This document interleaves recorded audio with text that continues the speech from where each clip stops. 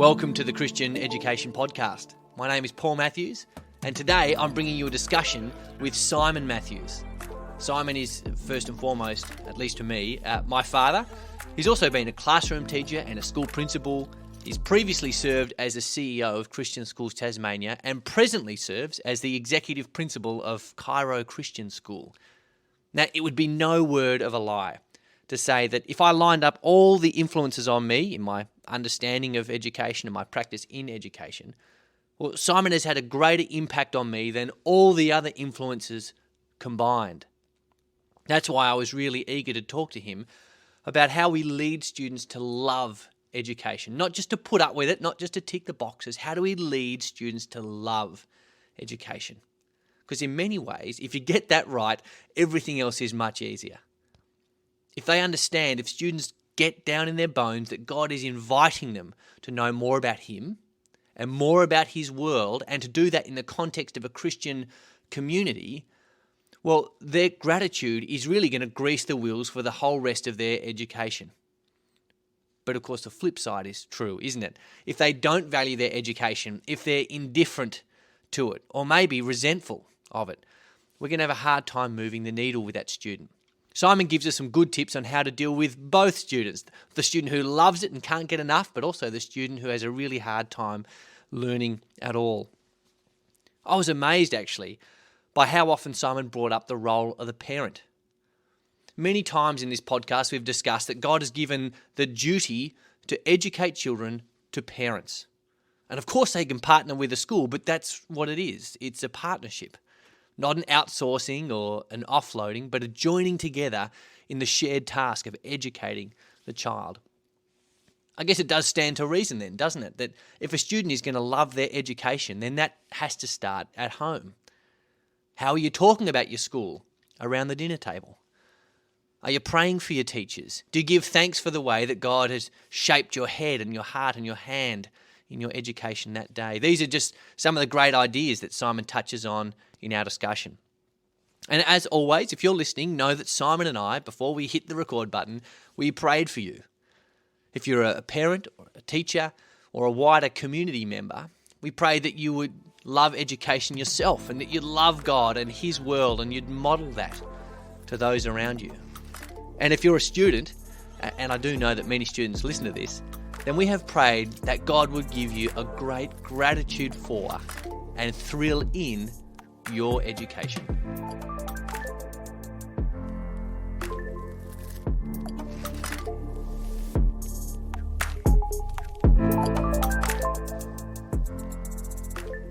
Well, Simon Matthews, welcome to the Christian Education Podcast. Thank you very much, Paul. It's my first podcast, so looking forward to it. Now, I of course know you very well, you being my father, both in the flesh and in the faith, one could say. However, there will be people listening who don't know you as well. So would you be kind enough to give us a brief educational history of yourself? Sure. Moved into education as a early childhood teacher, so lots of kinders and preps. Did that in the state service in Tasmania, Australia, and worked in that space for about 10 years, moved into some educational consultancy, particularly in the area of disability and difference, for 5 years, and then moved into Christian Ed as a principal, and then CEO of a couple of different groups of schools, so working in a CEO, executive principal role.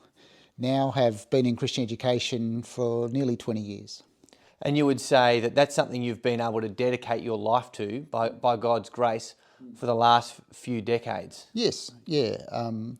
Again, well beyond any capacity I had to plan or scheme, but have moved into that space quite sovereignly, I think, and have loved and lived in that space for a while, and finding it very fruitful. And of course, I've been sitting in the back seat watching all of this happen, and in many ways it does seem like God's hand has been guiding you along the way, because from job to job, I can see with each successive job, you're sort of drawing on skills and abilities that you learnt in your previous roles. And now you're the principal of a network of schools. I don't think we have a similar role in Tasmania, but you're currently an executive principal. So what would you be doing? What would your day-to-day life look like? Because most of the people who listen to this podcast are classroom teachers or parents. And so you're in a role as executive principal. What are you doing regularly, and what are you overseeing in your schools? Sure. So I currently work in a multi-campus school, so spread across 5 sites. If I have to give a position description of what I do, I talk about my role being about governance and culture and strategy and risk for that group. We've got about 1,800 students, about 400 staff. So each campus has its own principal. And so I work really with the principals and between the principals and the board, thinking about those 4 areas of governance, culture, strategy, risk for our organisation. And so, yeah, not right at the coalface, not meeting and working with students every day, and not even working and dealing with families every day, but predominantly board and executive leadership. Fantastic. And one of the things you mentioned there is something I'd like to touch on in an extended way today. So you talked about really the buck stops with you when it comes to the culture of your school. Culture is incredibly important. It's something we touched on in the very first episode of this podcast, where we talked about culture is the sort of the lifeblood of the school. It's the philosophical underpinnings, the religious ideas made concrete, the religion instantiated. And a school with a bad culture, you can smell it in the air and no one wants to be there. A school with a good culture, people are flocking, they're lining up at the door, they're accused, people are booking their kids into kinder years in advance. Now, you've been on about culture for some time. What are some of the things that you think are signs of a healthy school culture? Really pleased we're starting with such a simple question, getting us off to a good start. Look, I think it's obvious, but I think culture, the indicators of culture are what you see and hear. So if you were to stand as an invisible person in the staff room or in the quadrangle or in the back of a classroom, what words are you hearing? What actions are you seeing?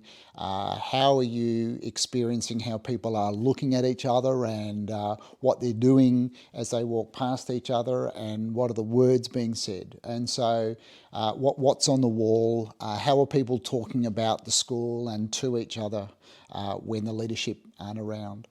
Culture's one of those interesting ones where, leaders are responsible for it, but are not able to deliver it alone. And so it really comes down to how leaders are working across a school to set clear expectations, to work toward those, so rejoicing and celebrating and acknowledging when you see the stuff that you want, but also addressing it when you don't. So what does that look like? How are you going about it? And even the very way that you address it when you don't see it is shaping it. So everything we do has an impact on culture.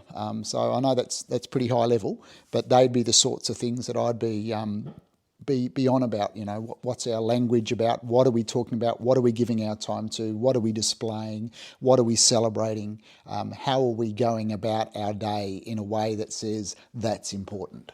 An underappreciated area of culture, I think. It's easy to talk about executive level or teacher level culture. The majority of people on our campuses are students. You said in your organisation, 400 staff, 1,800 students. And so really at the end of the day, when we are wanting to see this rubber hit the road, we want to see that good culture completely infused within the student body. Schools are about education. They're about formation. One of the things that we've spoken about many, many times is that a positive school culture is where students love to be educated.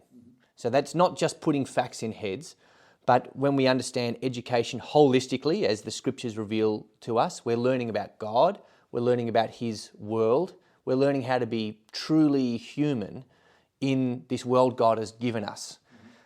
Students who love that road of education.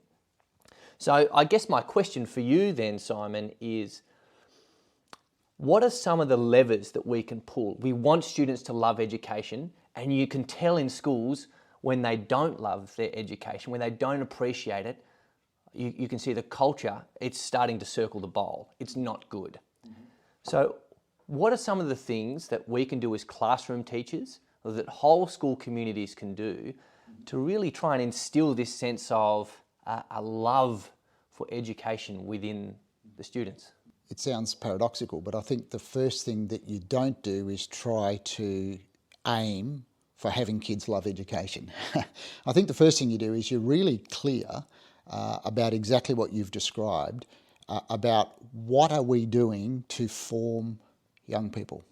And so again, if we go back to the beginning of God's story, we get a really clear picture of why we have been created as humans. We've been created in a very simple way to love and worship God, to love and serve each other, and to understand and rule, and I want to be careful in the way we use that word rule, and care for all of God's creation. So that's the fullness of purpose. And so that's what we've got to be clear about in education. If education's not dealing with and forming young people in those three areas, then it's a deficient education. If it's only about teaching kids quadratic equations and the history of the French Revolution, then we're actually deficient. If we're not encompassing and understanding that students need to know and love and worship God rightly, they need to know and love and serve each other well,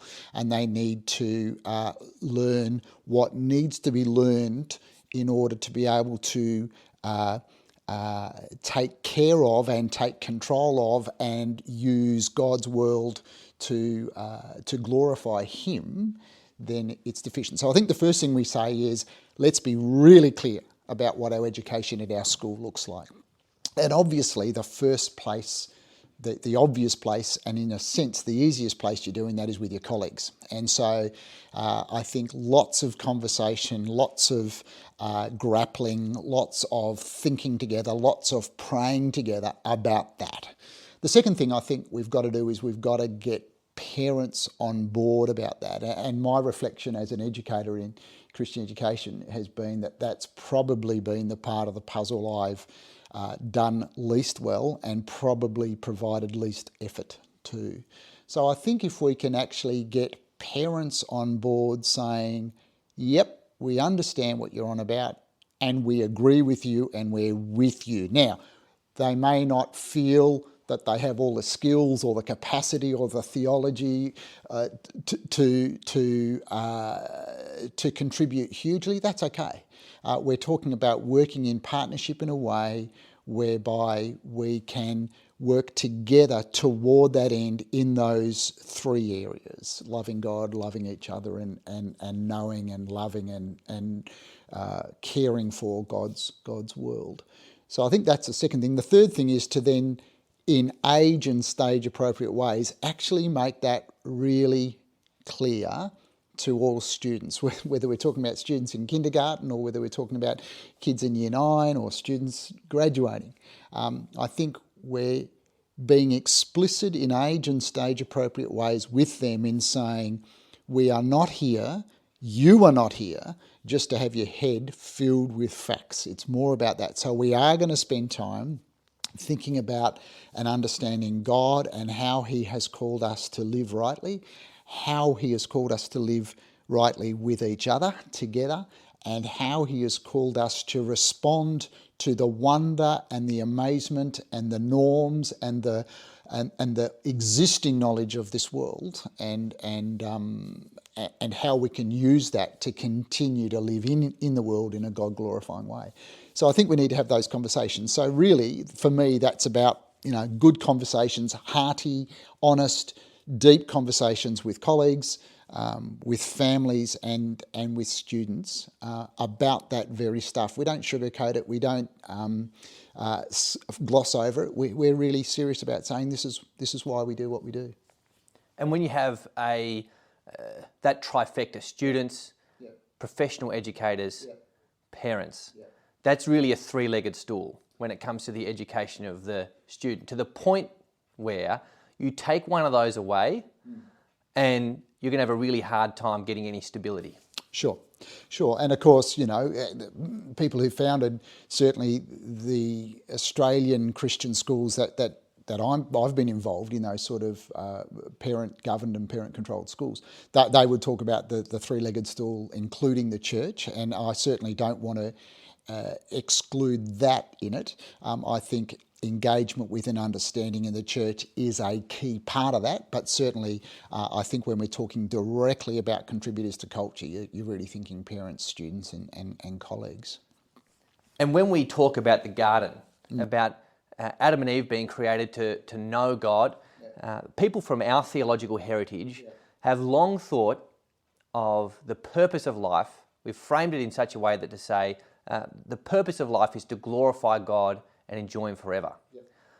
And in many ways, that's a simple way to view the world. I think it's a biblically faithful way to view the world. But it also gives us an easy in when we're trying to discover the telos or the purpose of our organisation. If the chief end or the point of life is to glorify God and enjoy Him forever, we have a very quick and easy answer for what the point of education is. The point of education is actually to glorify God and enjoy Him forever. Just like the point of making a sandwich or writing a novel. Once we know the overarching goal of our human existence, what we were put on this earth to do, we can understand everything that falls under that. Each subset of our human existence, we can trace back to our ultimate purpose. And this is where there's a great quote that has permeated through educational literature for many years. You'll be familiar with a fellow called John Milton. So he was a 17th century English poet and intellectual. He wrote Paradise Lost, a fantastic exploration of many Christian themes. But this is what he says about learning. He says, the end of learning is to repair the ruins of our first parents by regaining to know God rightly.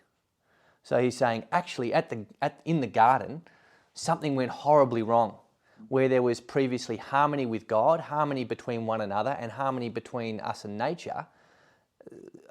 Each relationship was fractured.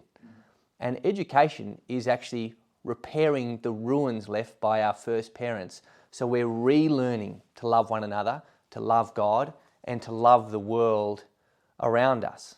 So we're drawing one another deeper into that purpose, and as Milton would say, repairing the ruins. And I'd say I'm into that, and I would want to add that goes beyond the classroom and even the school gate. And so if we think of the Deuteronomy picture of God speaking to His people, saying, I am God, I want you to love me with all of your heart, soul, mind and strength, and I want you to teach your children how to do that. When? On Sunday mornings when they go to Sunday school. No, whatever you do.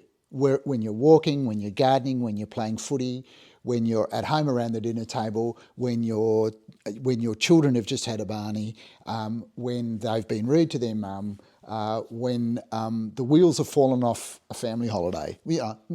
No end of time to say, that's when I want you to do it. And I think that extends into this sphere of what we would call formal education. And so I think you're right. So I think I would agree with Milton if he's talking about the big understanding of families educating their children. I'd say, yeah, and I think that extends into what we would call as formal education. That's part of what we're to do. But really that needs to start. That I don't believe there's any substitute for that starting in the home, led by families, with that understanding of what the big picture is, of what the big goal God has given them for their children. And that's why for me, Christian education is just an absolute necessity in whatever form that takes, but some sense of saying we're going to do this, firstly as family, parents, but secondly with whoever we believe will partner with us well. That's it. So yeah, I couldn't agree more. And that's combating a reductionistic view of education, which says it's the job of the school. So we rightly, as Christian educators, would push back, say it's not actually the job of the school. The job of the school is not to educate the child, it's to help you in your duty to educate the child. And we're overjoyed when parents partner with us in that. But we are clear with them where God has shown us the ultimate responsibility lies. So we see it's the task of professional educators in our schools, students and parents, to form good culture where education is upheld, uplifted and valued. And so when it comes to students, I've noticed myself, I have students, I'd love to have more than I have right now, but I have some students who love their education. You and I are both cyclists. Yeah. Teaching to a student who loves education is like riding with a tailwind. You're going, I can't believe how fast we're going. I can't believe how easy this is. Teaching to someone who doesn't value their education, doesn't love it, it's like riding into a headwind. You're going, crumbs. I'm expending all this energy. I'm burning this many calories. I'm not making much headway here. Every teacher wants to teach students who love their education. So we've talked very high level here about forming a culture where education is valued, specifically now narrowing in on the student. So how are we going about communicating to students the value of their education? Many a teacher has pulled their hair out saying, you guys don't understand the opportunity you've got. You're here, you're at a Christian school, there'll be people all over the world. You know, there are people who walked 10 Ks in the rain to school today, or you're having a hard time not playing Flappy Bird on your laptop while I'm talking to you. So what are some of the things we can do to get this message through to our students? Yep, okay. Yeah, look, great question. And again, I think the easy answer, and sometimes the default answer, is to say, I've got to start with the students. And again, I want to back away from that a bit. Let me say the first thing, which is, I'm honoured that you think that we're both cyclists, Paul. I'm an ageing guy who rides a bike, but yeah, tailwinds are fun. Tailwinds are fun, and coming into a class where kids are just eager and keen and, you know, self-motivated, great fun. But I have to say that my experience of both teaching and seeing young people learn is that possibly the most challenging yet rewarding and even potentially lifelong benefit comes from the headwind. So the first thing I want to say, I think, is that when we experience a headwind, I don't think we want to drop our heads and just go, mate, this is terrible, you know, it's all over Red Rover. I think we've got to actually say, for whatever reason, God has called me to this work as an educator. I've got students who are not seeing the purpose of this. They're not motivated. My lessons aren't clicking. We haven't got this golden relationship that's just, you know, sunshine on a stick. Sometimes that's actually the time when I am most dependent on God, crying out to God as an educator, saying, God, through the truth of your word and the inspiration of your spirit, show me how I am to love you and love these students in this place. The second thing is, it's interesting that sometimes the students who really have to dig deep and learn different skills and dispositions because of that headwind are sometimes the ones who, A, really surprise you, but B, are going through something that because God has a particular purpose. And so I think that's the first thing. But let's get back to the question around, how do we help students love education? The first one is, I think you've got to say, again, that falls in the lap of me as a parent. I struggle having the idea that a parent comes to me and says, I'm really disappointed, I'm paying all these fees and you haven't motivated my kid to love education. The question I want to say is, okay, so what's happening around your dinner table? How are you working with your child to A, show them the value and the love and the benefit and the purpose of education? What's happening around your dinner table? What's happening as you head out the door of a morning? What's happening when they get off the bus in the afternoon? How are the conversations going? How are you talking about the teachers that they have? How are you encouraging them and telling them how much you appreciate the teachers? So I think there's a whole lot of stuff there that families can be doing where they're actually saying, as a family, where, celebrating the privilege. We're actually talking about the fact that the child that we sponsor actually sits under a tree and has 3 pencils and a bit of cardboard. So we're celebrating that. We're rejoicing in that. We're turning up to school to say thanks to teachers. We're acknowledging teachers in a really purposeful, meaningful way. When we're sitting around the dinner table at night, we're praying for our teachers. So what are we doing? So I think the first thing I'd say is that me as a parent has the first responsibility to help my student love. I think the second thing is, as teachers, we've got to be able to really understand how we're going to celebrate every win in the classroom. Yes, it's fantastic when we see our motivated kids, high-flying kids. Great. Celebrate that and rejoice in that. But when this particular child remembers to bring their homework, when this particular child has a breakthrough, when this particular child shows a particular disposition that we've been working on for 2 weeks, let's celebrate that. So I think as teachers, we've got the opportunity to do a lot of celebrating. And I'm not talking there about empty sort of pat on the back, self-esteem, you can be who you want and you're the best I've ever had. I'm not talking about that. I'm talking about really recognising where a student is putting in, where they're making effort, and really celebrating and acknowledging that. What that requires is that I know students really well, and that's beyond just what I see in my mark book. That's really knowing what switches them on, what's hard work for them, what are they looking forward to, what are they anxious about, what are their big hopes. And so that actually takes time and effort and energy.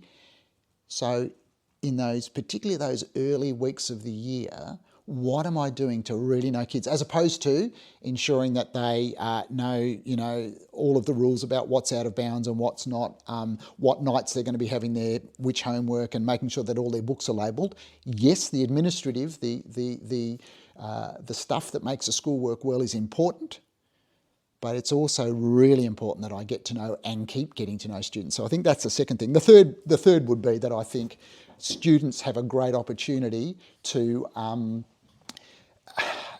build that culture across age. And so the schools where I've seen some of that really exciting stuff is when you've got your kids in grade 3 who are really engaging well with the preps and welcoming them, and then you've got the kids in grade 7 who are working with those students in grade 5s and saying to them, in 2 years time you're going to be in the big part of the school or whatever, and you've got your grade 9s who are celebrating and working hard with your 5s and teaching them about social skills, and then you've got your graduating kids who are coming back to your year 10s and saying, let's have a talk about what the really important things for your next 2 years are. So I think that this culture, and it builds on itself, but I think we don't give enough credence and time and energy to saying to the students, what is it that you can do to make a really positive culture, a blessed experience for those who are following you. But also, how are we honouring those who have gone before, remembering that? So I think that that's where students can really play a strong part. And it's interesting, I think, that where we land with all of that is it's not actually about an individual student in a school and it being good and exciting for them. What I've talked about is about community.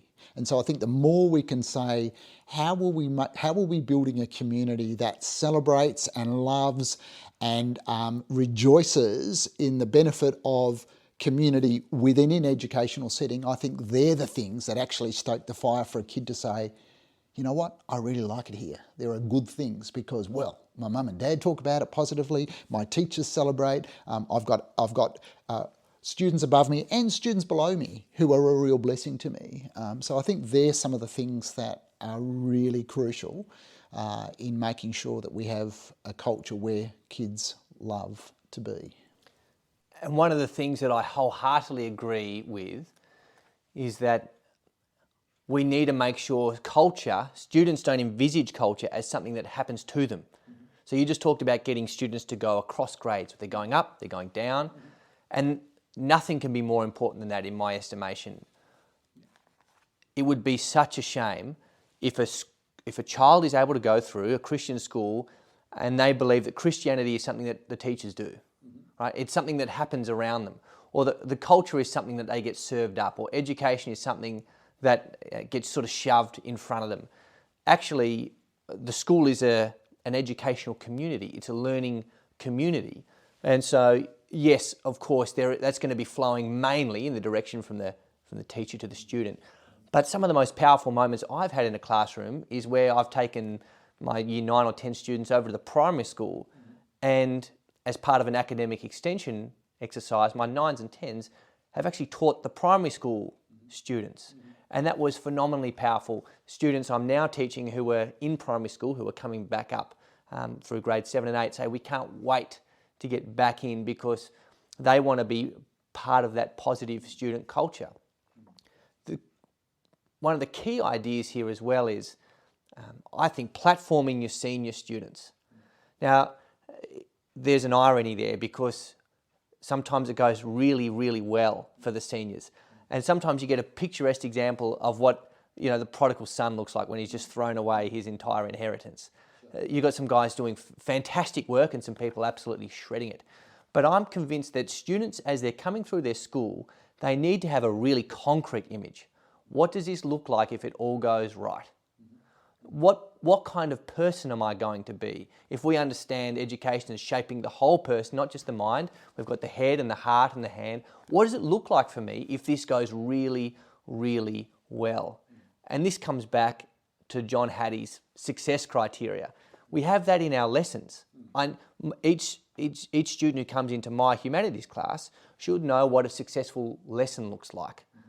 Well, what do my students think a successful formal education looks like? Because that's going to be absolutely vital to their appreciation of it. If they can see seniors walking around the campus, or grade 10s, or say if they can see grade 6s walking around their primary school campus, and they go, man, they look up to them, they appreciate them, they see them modelling good behaviour, and they go, maybe if I'm able to focus and pay attention, maybe I could become that.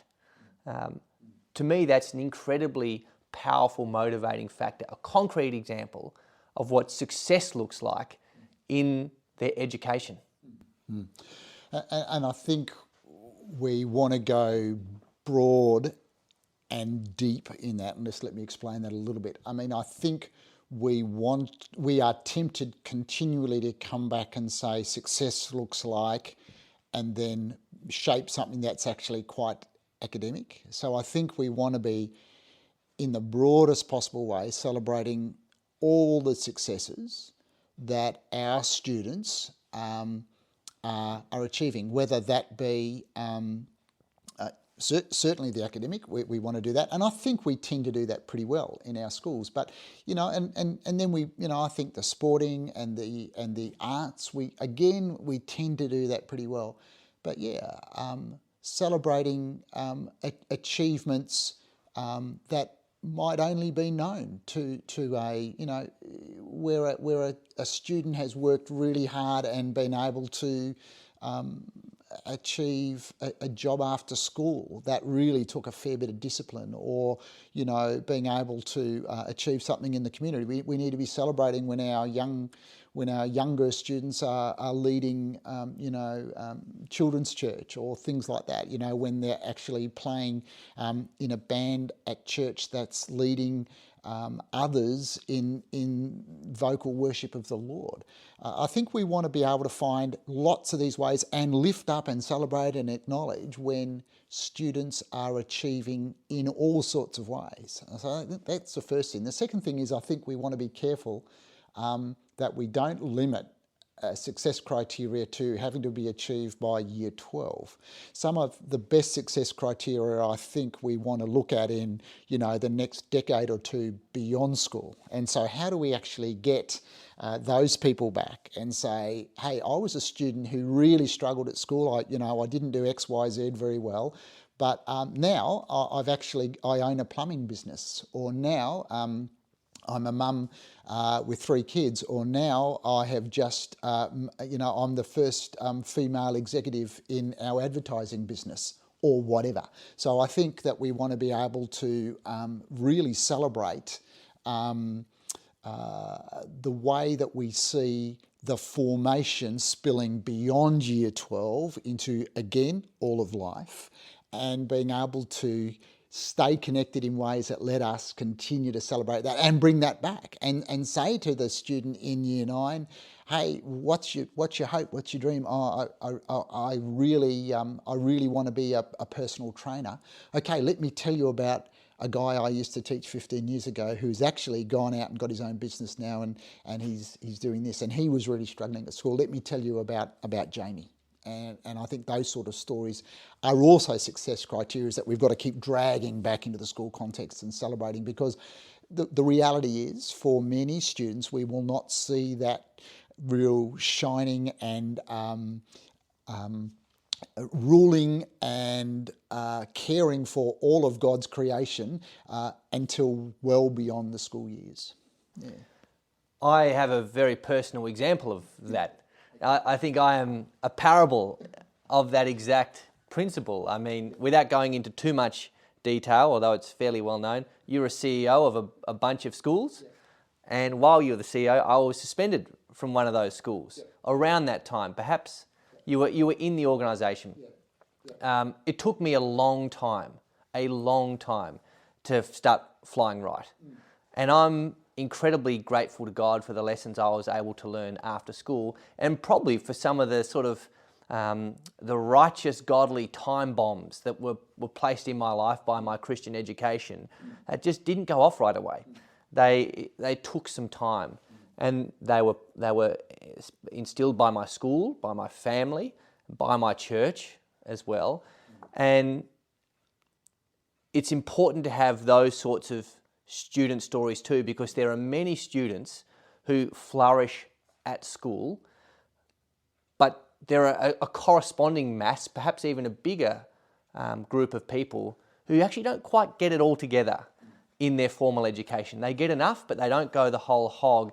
And when it comes to celebrating, and that's a consistent theme that you've talked about for this entire discussion, being able to celebrate the fruit of education after the formal years are over is incredibly important, because it gives those people who are having a really hard time great hope.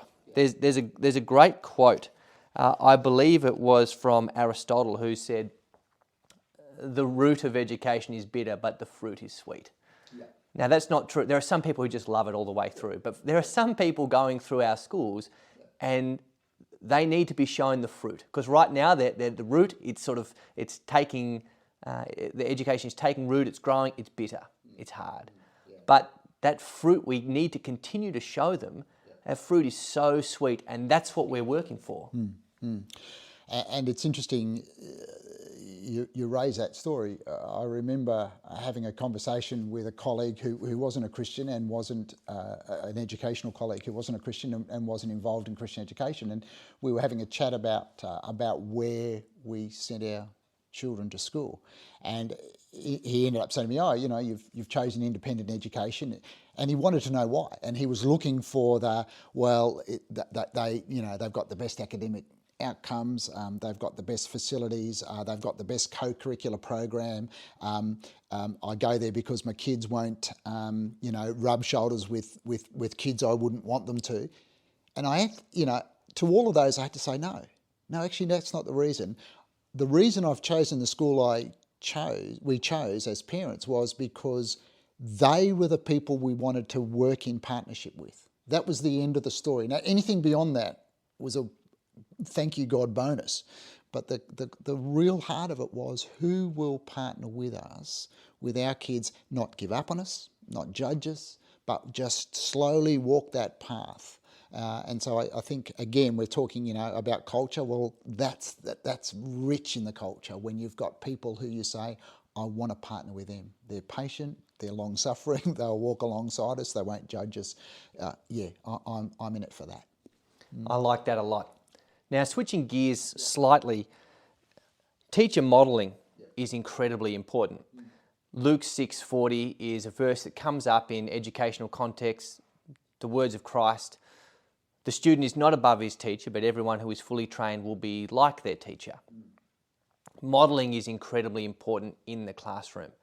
If we want students to love education, and this is really simple, if we want students to love education, we need to love education. You actually can't give what you don't have.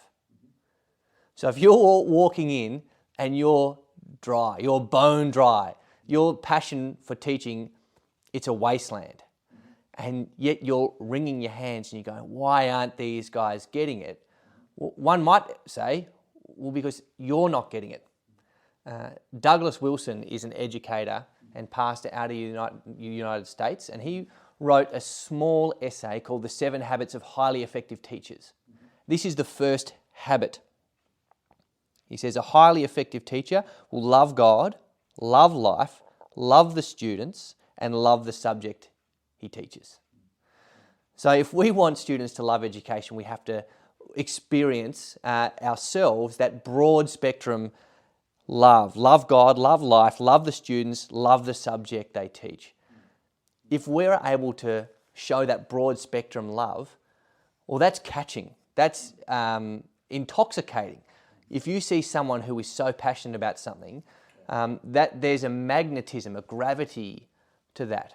So if we're able to ourselves love our God first and foremost, which is what we were created to do, and under that, nested rightly under that, love our lives, love our students, and love the subject that we teach, well, surely that's setting our students up in the best possible position to love their education. 2 responses to that briefly. One is, I remember very early on in my career as an educator, I read some pretty basic, it was research that was a pretty broad, many thousands of students. So it was a large cohort for the data. But the findings were just basic. When students were asked, what makes a good teacher? Who are the teachers that you really connect with and really respond to? The top 3 things were a teacher knows my name, a teacher knows something about me, and a teacher is excited about what they teach. Now, you'd have to say that the first 2 of those are that simple, And when kids were saying, know something about me, it wasn't that, my name's Johnny and my surname's Harriet, it's not that. It's like, Johnny, and I know you like BMX. I know that about you. And I know on the weekend you've got a race, and I'm going to find out about that on Monday. And then, of course, there was an excitement about the subject. So I remember reading that and almost thinking, that is just got to be too simple. It can't be that basic. So I think at that very level, if all I do every day is make sure that every student in my class, I use their name, I try to connect in some way, not with every kid every day, but every kid every week, about something beyond the classroom, something beyond my subject, something beyond your assignment's not in.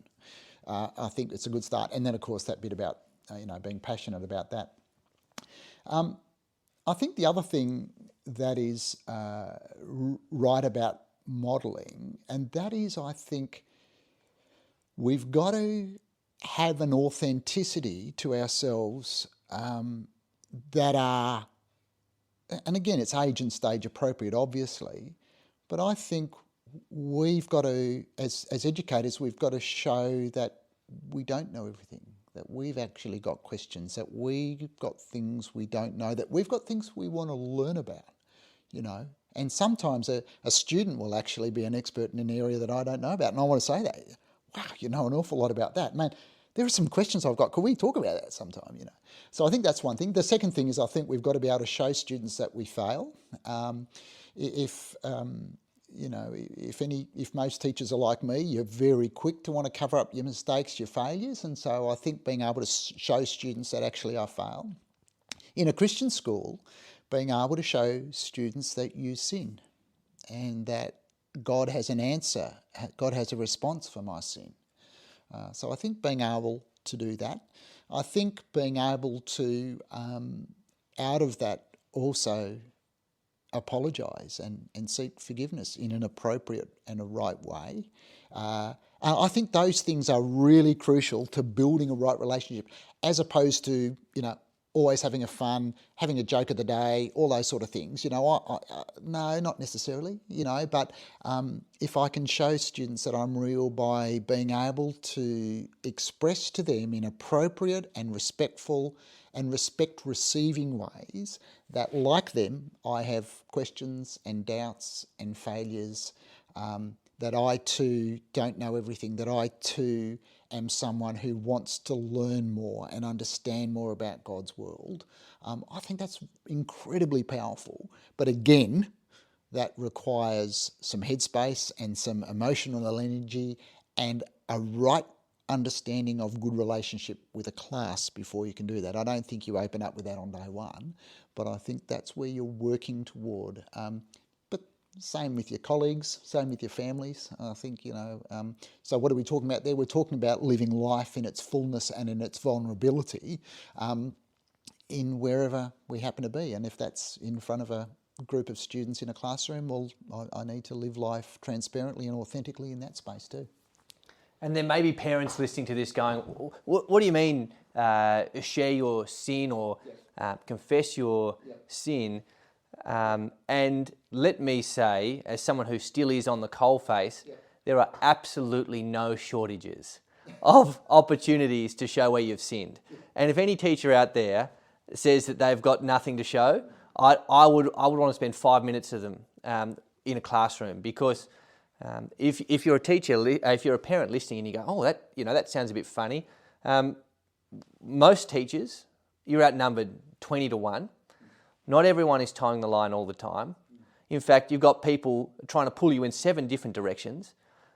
And there are some times, believe it or not, where you don't respond as appropriately as you would like to. And they're very, very teachable moments, because what it actually shows is a love for right relationship. If you blow your stack at a kid and then brush it under the carpet, what you're saying is, me being right with you is unimportant, or it's at least less important than me being perceived to be right by you all the time. And so how do we train young people to value right relationships and seek harmony with one another?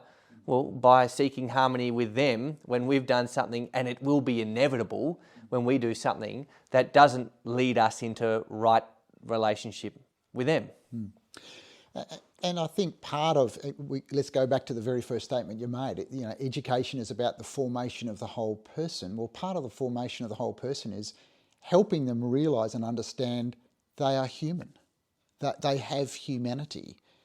They will be tired. They will have finite time. They will have finite other resources. They will fail to have marked an assignment by the time I told you I would. It's all of that. You know, I don't have to open up in my deepest confessions of my lusts or whatever. I'm not talking about that. I'm saying I said to you at the beginning of the week that by the end of the week we would be exploring this piece of work. I need to tell you, for a number of reasons, I haven't got it done, and I'm sorry about that, but I'll make every attempt to have it ready for next week, because I know this is really important for your learning, and I know you're all looking forward to it. So I'll certainly endeavour to do that, because, but I haven't been able to do that, and I'm sorry for that. You know, so even very minor things like that, I think, are actually part of showing students, particularly, and I want to be careful about talking about, the good old days versus the youth of today, but particularly in a culture where our social media wants to portray humanity to a level of perfection that is just not real. So let's actually be real. I think many, particularly younger students, want to look up to teachers and their educators and just think that they're almost God. Well, no.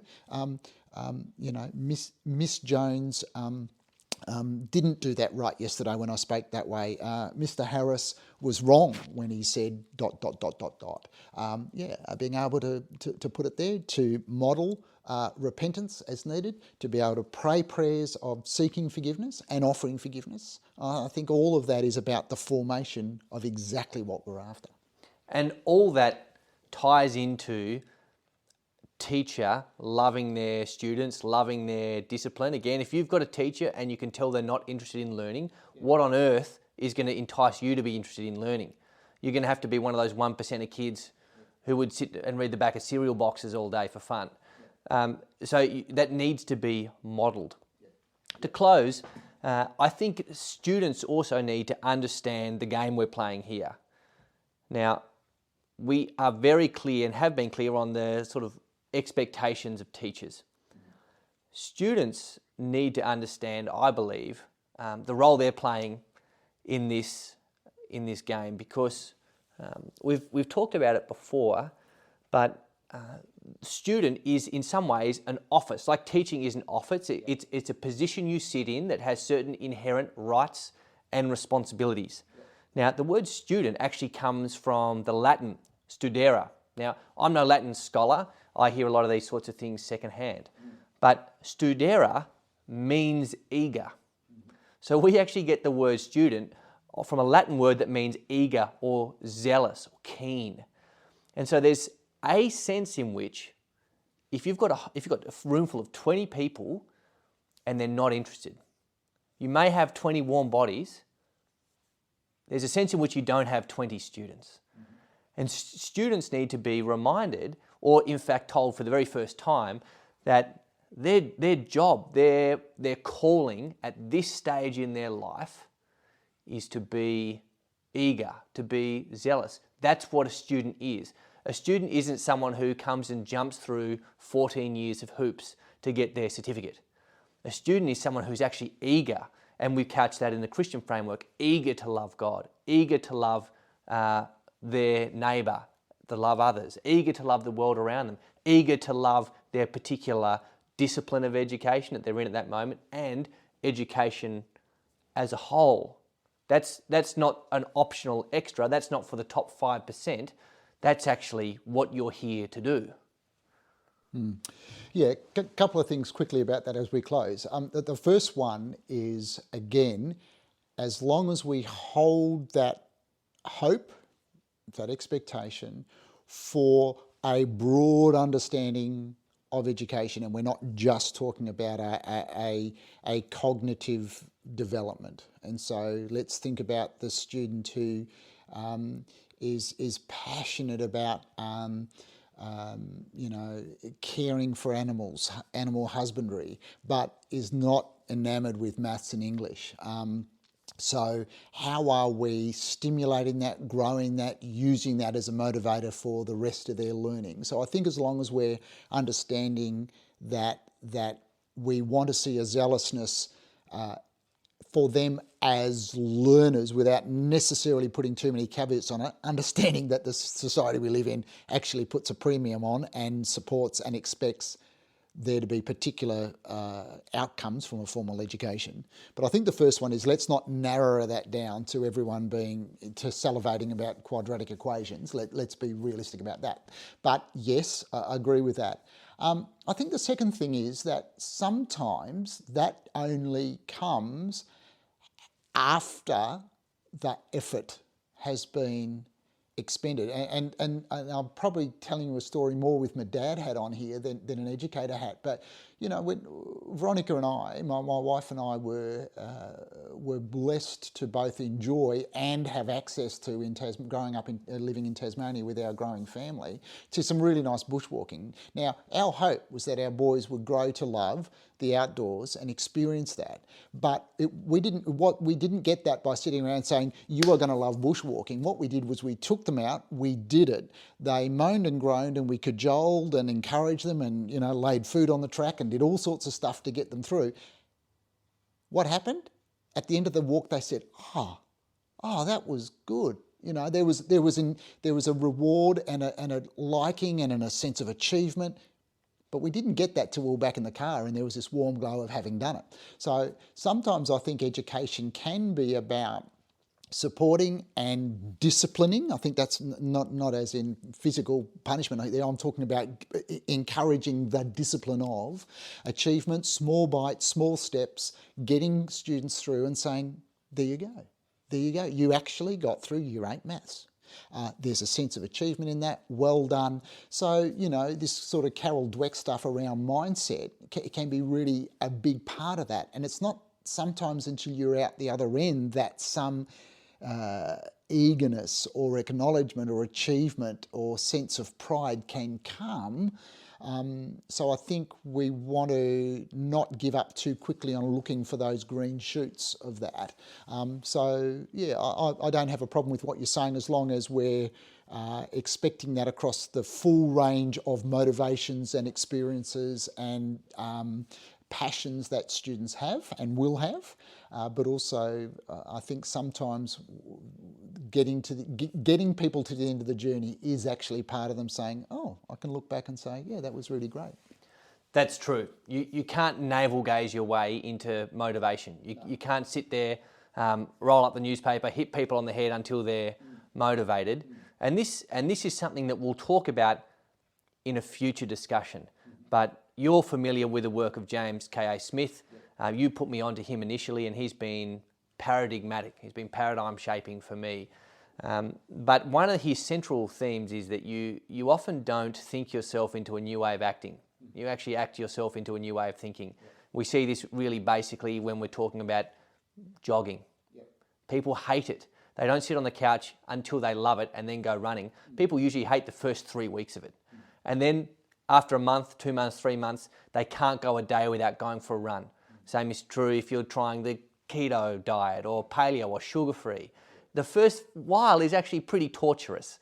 So you can't, as an educator, be the kid sitting in the back seat of the car going, are we there yet? Are we there yet? Do you love it yet? These things have to be formed along the way, which interestingly enough, to circle back to our Deuteronomy 6, is exactly where they're meant to be taught.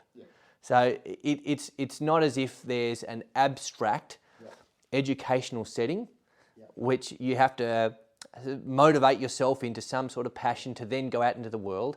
Actually, as you said, this is integrated into everything we do. The teaching is not isolated from the doing. There is a reciprocity there, a symbiotic relationship. Teaching, doing, learning, acting. It's all happening together, and that's, we find, the most potent combination because that acknowledges our humanity. We are not, as we've discussed before, brains on sticks. If we were, yes, we could think our way into a new state of being. And that's why educators and parents need to be on the same page. So let's go back to Year 8 maths.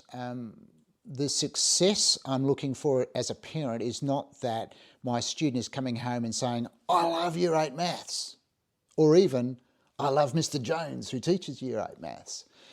The success of Year 8 maths is Mr. Jones and I being on the same page and saying, my daughter's going to learn Year 8 maths. Along the way, she's also going to learn discipline and perseverance. Along the way, she's also going to be stretched and learn some mindsets about how to overcome. And in that, she's going to be understanding that sometimes the task is to hang in there and master the content despite despite not absolutely being passionate and excited and being able to tweet about it all the time. Why is that important? Because there's probably going to be about another 37 million times in my life where those qualities are going to be needed again. So let's be learning them now. So I think Mr. Jones and I being on that same page and seeing that bigger formation question as being part of that, as opposed to you're not a very good teacher, are you?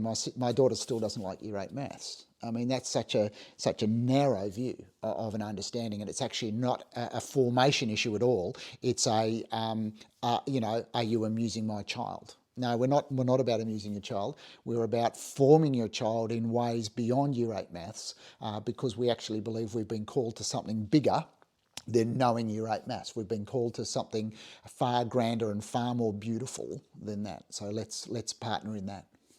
Well, we started with a goal of wanting to discuss students who love to learn, students who love education. And while we've covered a slice of the pie, I think we could sit here and talk for hours.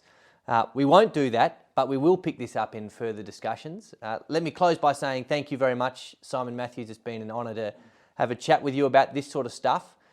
This is the vocation to which we've both been called, and I pray that God blesses you in your role, and the other teachers and educators and parents who are listening to this podcast as we seek to craft and form students with a healthy love for God, and nested rightly under that, a healthy love for their education, for those around them, and for the world God has put them in. Thanks, Paul. Appreciate it.